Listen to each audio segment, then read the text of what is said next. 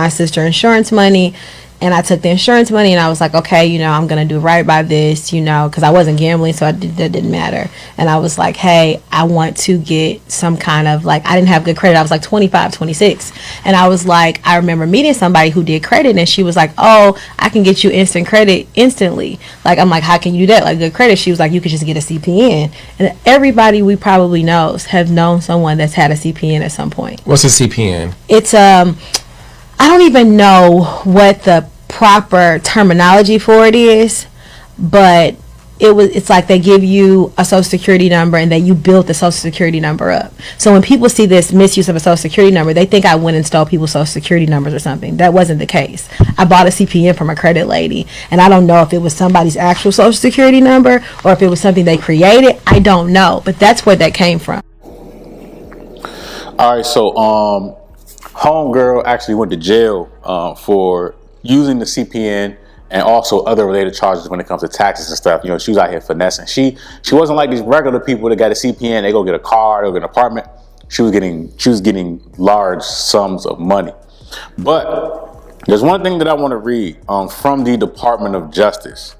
So it says, a 2018 press release from the Department of Justice states that CPNs are actually stolen social security numbers, and using them to apply for financing at any financial institution is illegal.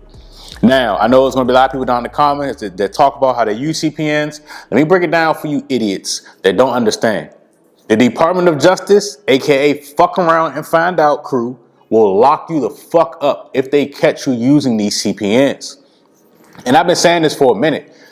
By the time you try and finesse your way around, and by the time you try and finesse the system, you could just fix your fucking credit. And unfortunately, you know, like her, she found out the hard way, right? Now she got that felony. You got that fraud attached to your name. And, you know, life becomes a lot harder, especially, you know, if you go to jail, everything on the outside changes. You come home, then you got to reinsert yourself into society, and you have to readjust to how things are now. And here's the thing, right?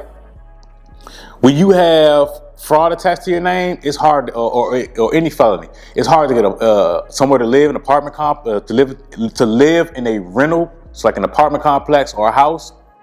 You can't, if you have fraud attached to your name. Now, if you have a felony, you can, but if you have a fraud attached to your name, you cannot get into the real estate business.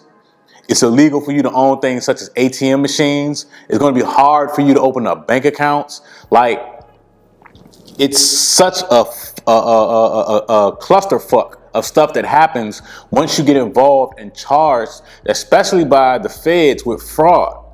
And it's not worth it. Just work on your credit. You know, we're all adults. Everybody's trying to finesse their way around, and in the long run, right, you're not going to get any real money. And like I said in my last video, the majority of the people out here that are selling drugs, finessing, you know, and all this other stuff, the majority, 99.999%, don't make it out. Okay, they either are in jail or they're dead. Now, when it comes to scamming, they're obviously not dead because it's not a deadly game, but they're in jail. And like I said before, having a felony, especially fraud attached to your name, is very hard to come back from.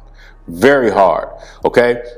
So that being said, don't be stupid. Just work on your credit. Pay your bills on time. If you get a credit card, just pay it on time. If you get a car loan, just pay it on time. If you get a personal loan, just pay it on time. You know, you don't have to get out here and try and finesse, because in the end, there's no longevity in it. You know, you're thinking about today and you're forgetting about tomorrow. And that's just real.